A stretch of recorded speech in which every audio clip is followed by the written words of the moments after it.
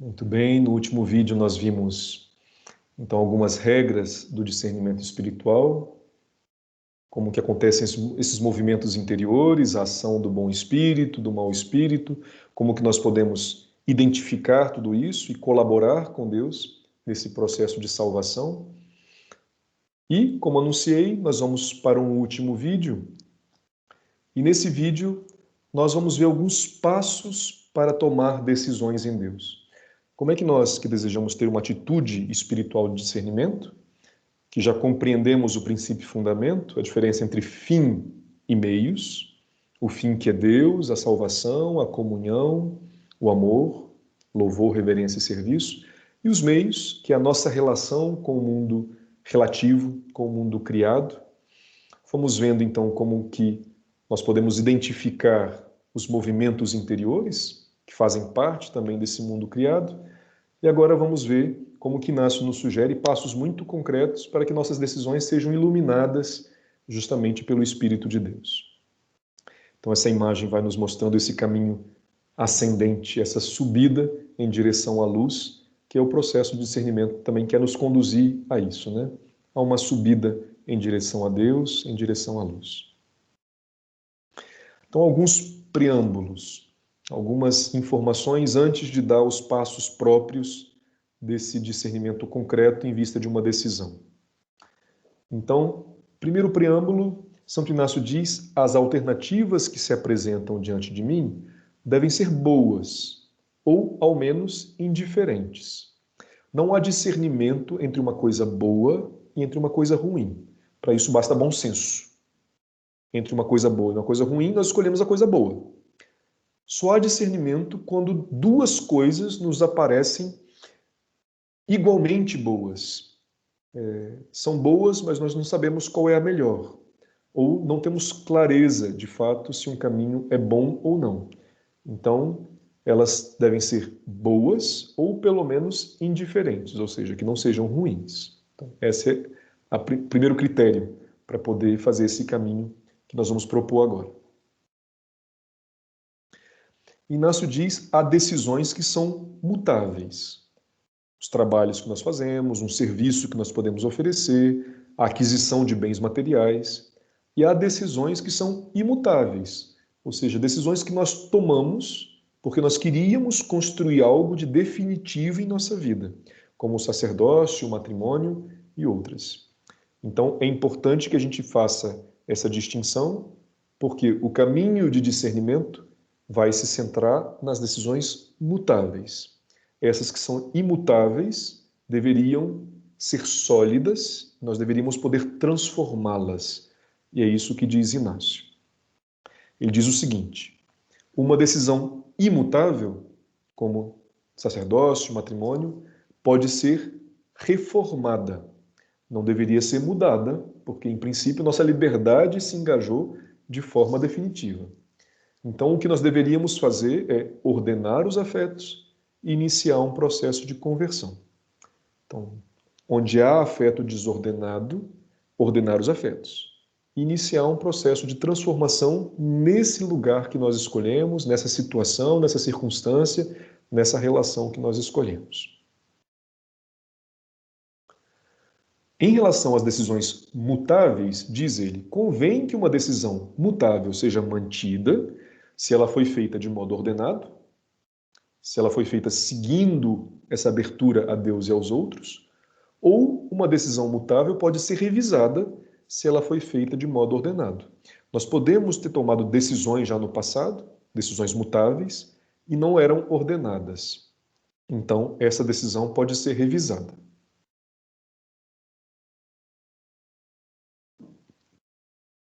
Inácio diz que há 3 tempos, 3 momentos, 3 modos de realizar uma decisão em Deus. Então, a eleição que nós chamamos de primeiro tempo, que é o primeiro modo, é uma profunda convicção espiritual. A vontade de Deus é evidente, sem deixar dúvidas espirituais no coração. É algo raro isso. Inácio dá como exemplo o caso de Mateus, no Evangelho, quando Jesus passa diante da banca dele, diz: vem e segue-me, ele levanta e vai. Então não tem um tempo de discernimento. É uma eleição de primeiro tempo, é uma escolha de primeiro tempo. Há uma profunda convicção espiritual que o caminho dele deveria ser esse. Repito, não é o mais normal em nossa vida cotidiana. O segundo modo, o segundo tempo de decisão em Deus, é o modo da alternância espiritual. Nós temos movimentos interiores, consolação, desolação, e a vontade de Deus vai se tornando clara à medida que eu vou examinando o que me consola, o que me desola, parece que Deus quer me levar por aqui. Então, isso supõe uma fineza de análise já desse movimento interior, uma capacidade de perceber, de fato, como é que Deus vai te conduzindo. Por fim, então, uma eleição de terceiro tempo é chamada de um tempo tranquilo. Não temos a convicção espiritual do primeiro tempo, também não temos a clareza ao olhar as consolações e desolações, mas não estamos tendo muita agitação interior, o tempo está tranquilo. E a vontade de Deus se torna clara a partir do uso da razão. E em seguida, depois disso, o exame das moções. É sobre esse terceiro tempo que eu vou dar, então, esses passos para tomar decisões em Deus. O primeiro tempo não precisa de passos, no sentido que é imediato. O segundo tempo, os passos já foram dados no vídeo anterior, que é aquele discernimento, aquelas regras básicas de discernimento. Então, para esse tempo, de tempo tranquilo, eu vou dar alguns passos específicos para tomar decisões em Deus. Então, veremos agora esses passos para tomar uma decisão em Deus em tempo tranquilo. Então, primeiro passo, definir bem qual que é a matéria do discernimento. Sobre o que eu quero discernir. E tem que ter duas alternativas claras.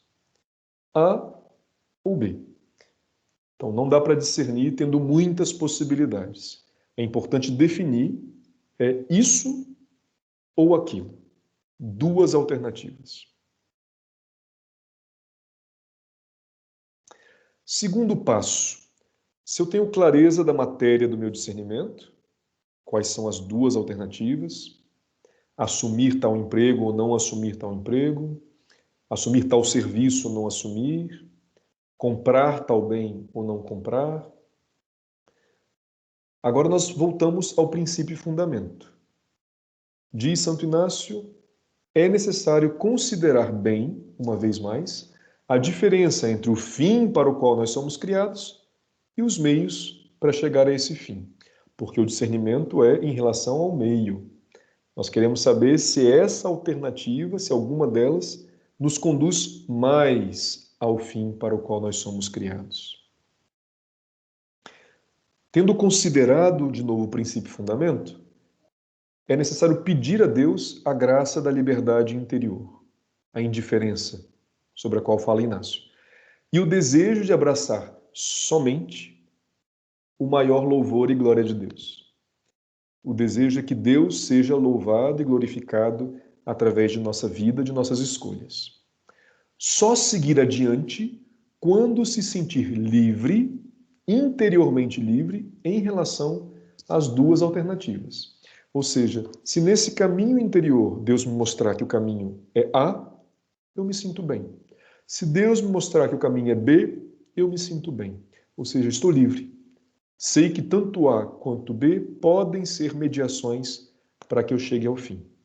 Não seguir adiante enquanto o meu coração não encontrar essa liberdade e essa paz.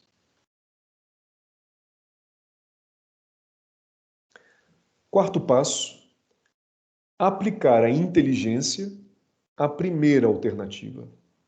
A. Buscar todas as vantagens e os proveitos e as desvantagens e os riscos em decidir por essa opção. E tomar nota de tudo, em duas colunas. Então, se eu escolher a alternativa A, eu sinto que as vantagens que eu tenho são essas, que as desvantagens que eu tenho são essas. E nesse tempo, se dá tempo para procurar informações, pedir ajuda, até que senti que está satisfeito. Eu acho que as razões que eu tinha estão aqui já registradas nesse papel. Tendo feito isso, passar então à etapa seguinte. Aplicar a inteligência à segunda alternativa. Fazer a mesma coisa. Buscar as vantagens e as desvantagens, os proveitos e os riscos, em decidir por essa opção. E anotar tudo em 2 colunas. Essas 2 etapas são fundamentais, porque normalmente, quando nós estamos num processo de decisão, a gente tende a comparar uma vantagem de uma alternativa com a desvantagem de uma outra. Isso não é justo, isso faz um curto-circuito. É necessário que a gente compare vantagem e desvantagem de uma alternativa, vantagem e desvantagem da outra alternativa. E aí sim, nós podemos pesar cada uma comparação interna dentro de cada possibilidade, de cada alternativa. E aí sim, após essa ponderação, observar para onde a nossa inteligência se inclina mais. E decidir segundo a maior inclinação racional, e não pela inclinação afetiva. Inácio diz, nesse momento nossos afetos começam a perceber que eles vão renunciar, porque sempre escolher tomar uma decisão significa dizer sim a uma alternativa e não a outra, que era possível, mas deixa de ser possível porque nós escolhemos algo que vai se encarnar. Então é possível que nossos afetos comecem já a sofrer o fato de ter que deixar uma opção de lado. Mas a inclinação racional é, bom, tendo olhado vantagens e desvantagens, pesado ambos, me parece que o caminho que me conduz mais a Deus, à comunhão, ao fim para o qual sou criado, é um ou outro, é tal. Então, decidir segundo a maior inclinação racional. Tendo feito isso, ainda não está concluído o processo, oferecer a decisão a Deus na oração. Nós já estamos, de alguma forma, em oração, porque Deus também está esclarecendo a nossa inteligência. Mas agora é dizer a Deus, está aqui. Tendo feito esse caminho, tendo me comprometido, aplicado a minha inteligência, que é dom de Deus, eu quero te oferecer essa decisão. Me parece que é por aqui. E pedir a Ele que Ele receba essa decisão como uma oferta agradável e confirme. Então, oferecer a Deus. Minha decisão é essa, o Senhor aceita como algo que te louva e te glorifica? A partir daí, então, observar as moções espirituais. Se o Senhor for me concedendo consolação durável, ou seja, vou sentindo paz, convicção, alegria interna, considero o discernimento concluído e agora é aplicar a decisão que foi tomada. Agora, se eu ficar agitado, desolado, eu devo me interrogar sobre o processo. Em que ponto que eu não segui bem os passos que foram propostos? Normalmente, se eu chego nesse último ponto e estou agitado, desolado, é porque aquele pontinho da liberdade interior eu não tinha recebido direito. Eu passei direto para a etapa seguinte sem me sentir verdadeiramente livre diante de uma opção e de outra. Se isso acontece, é necessário recomeçar. Sem liberdade interior, não há possibilidade de tomar uma decisão em Deus, uma decisão que agrade a Deus. Muito bem, então esses são os passos que são muito simples, de alguma forma, são dicas, mas que têm que ser aplicados, exigem um certo exercício, e pouco a pouco a gente vai aprendendo a se comportar dessa maneira com tudo na vida.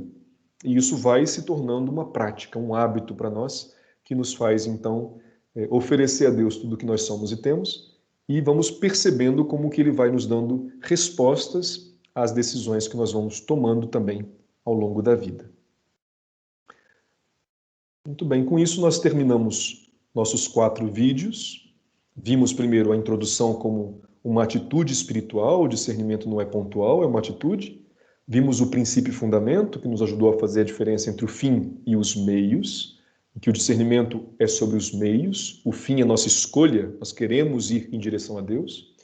Vimos algumas regras de discernimento para perceber os nossos movimentos interiores e saber como agir diante deles. E agora vimos alguns passos para tomar decisões em Deus, a partir da inteligência, daquilo que nós somos e temos, em tempo tranquilo.